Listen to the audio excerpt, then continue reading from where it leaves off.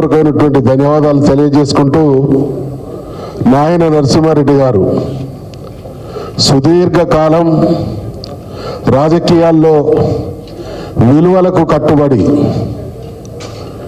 పనిచేసినటువంటి గొప్ప నాయకుడు నాయన నరసింహారెడ్డి గారు. వారితో వ్యక్తిగతంగా కేసీఆర్ గారు తెలంగాణకు జరుగుతున్నటువంటి ద్రోహం, అన్యాయం పరిష్కరించబడాలి అని అంటే రాష్ట్ర సాధనే ఏకైక మార్గం అనేటువంటి ఆలోచన చేసిన తొలి రోజుల్లో వారితో కలిసి పనిచేసినటువంటి వారిలో నాయన నరసింహారెడ్డి గారు కూడా చాలా క్రియాశీలకమైనటువంటి పాత్ర పోషించినటువంటి నాయకుడు. ఒకానొక సందర్భంలో అంటే వారికి తెలంగాణ విషయంలో కానీ రాజకీయాల్లో కానీ సుదీర్ఘమైనటువంటి అనుభవం ఉంది కాబట్టి ఒకానొక సందర్భంలో ఆ రోజు ఉన్నటువంటి పరిస్థితులలో తెలంగాణ సాధించడం అంత ఆషామాష వ్యవహారం కాదు అనేటువంటి భావన వ్యక్తం చేస్తే కేసీఆర్ గారు వారికి సుదీర్ఘమైనటువంటి వివరణ ఇచ్చిన తర్వాత ఖచ్చితంగా మీ నాయకత్వంలో తెలంగాణ సాధించి తీరుతుంది అనేటువంటి విశ్వాసాన్ని వ్యక్తం చేసినటువంటి గొప్ప వ్యక్తి నాయన నరసింహారెడ్డి గారు. హైదరాబాద్ మహానగరం, చాలామంది హైదరాబాద్ మహానగరం అంటే గుర్తొచ్చేటువంటి కొన్ని స్మృతి చిహ్నాలు ఉంటాయి. ఒకటి చార్మినార్, రెండు మక్కా మసీద్, ఉస్మానియా యూనివర్సిటీ, హైకోర్టు.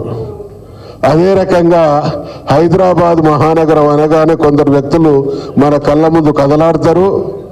అలాంటి ఒకరిద్దరు వ్యక్తులలో మనతో పనిచేసినటువంటి మన ప్రియతమ నాయకుడైనటువంటి నాయన నరసింహారెడ్డి గారు ఒకటి అనేటువంటి విషయాన్ని ఈ సందర్భంగా గుర్తు చేస్తా ఉన్నాం.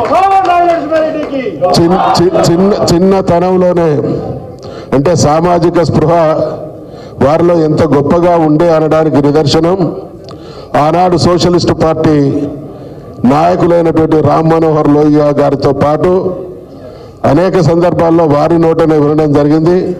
రామ్ మనోహర్ లోహియా గారు, మధు లిమాయ గారు, తర్వాత మధు దండావతి గారు, రబీరే గారు, తర్వాత జయప్రకాష్ నారాయణ గారు, జార్జ్ ఫెర్నాండెస్ గారు, వీరందరితో కలిసి పనిచేయడమే కాకుండా హైదరాబాద్ మహానగరంలో కార్మిక నాయకులుగా పేరెన్నికగన్నటువంటి శీతల్ సింగ్ లష్కరీ గారు, అదేవిధంగా బద్రీశాల్ పిత్తి గారు, అంటే 4-5 తరాల వారితో కలిసి పనిచేసినప్పటికీ చాలా గొప్ప విషయం ఏంటంటే కాలక్రమేణా పరిణామ క్రమంలో వచ్చినటువంటి మార్పులలో కొందరు విలువలతో కట్టుబడి రాజకీయ ప్రస్థానాన్ని ప్రారంభించిన ఆ తదనంతర కాలంలో కొన్ని ప్రభావాలకు లోనైనటువంటి వాళ్ళని చూస్తాం.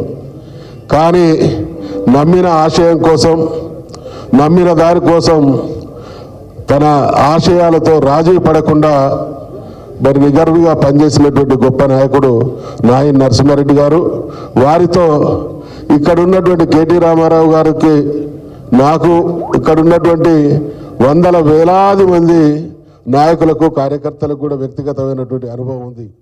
ఏ రాత్రి పోయినా, ఏ సమయంలో పోయినా విసుక్కోకుండా అందుబాటులో ఉండి వచ్చిన వారి సమస్యలను పరిష్కరించినటువంటి ప్రజానాయకుడు, ప్రజాసేవకుడు, గొప్ప వ్యక్తిత్వం కలిగినటువంటి వారు నాయన నరసింహారెడ్డి గారు.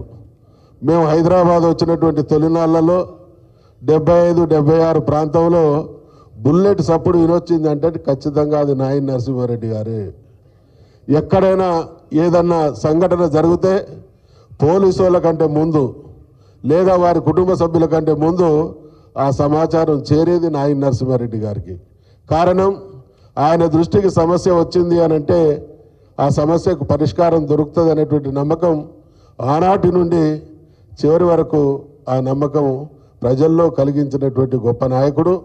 మనందరికి కూడా తెలుసు, కాంగ్రెస్ పార్టీతో పొత్తు పెట్టుకొని మనం అధికారం షేర్ చేసుకున్నటువంటి సందర్భంలో కాంగ్రెస్ పార్టీ ఢిల్లీలో రాష్ట్రంలో చేస్తున్నటువంటి మోసం, ద్రోహాన్ని అర్థం చేసుకున్నటువంటి మన నాయకుడు ఆ రోజు రాష్ట్ర మంత్రివర్గంలో ఉన్నటువంటి మంత్రులందరినీ రాజీనామా చేయాల్సిందిగా సూచన చేస్తే అర్ధరాత్రి రోడ్ల మీద తిరిగి అమెరికాలో ఫ్యాక్స్ ద్వారా తన రాజీనామా పత్రాన్ని పంపినటువంటి గొప్ప వ్యక్తిత్వం నాయన్ నరసింహారెడ్డి గారిది. అందుకనే హైదరాబాద్ మహానగరం మీద, తెలంగాణ రాష్ట్ర సాధనోద్యమం మీద మన నాయకుడైనటువంటి కేసీఆర్ గారి మనస్సులో సుస్థిరమైనటువంటి స్థానాన్ని సంపాదించుకున్నటువంటి మన నాయకుడు నాయన్ నరసింహారెడ్డి గారు మన మధ్య లేకున్నా వారి ఆదర్శాలని, వారి సిద్ధాంతాల్ని కొనసాగిస్తాం.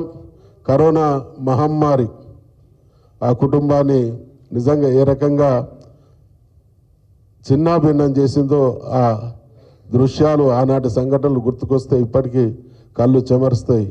మరి అటువంటి మన నాయన్ నరసన్నకు నేను వ్యక్తిగతంగా మనందరి తరఫున హృదయపూర్వకమైనటువంటి శ్రద్ధాంజలి ఘటిస్తూ గౌరవ మన ప్రియతమ నాయకులు పార్టీ వర్కింగ్ ప్రెసిడెంట్ గారైనటువంటి కేటీ రామారావు గారిని వారి సందేశం ఇవ్వాల్సిందిగా మనవి.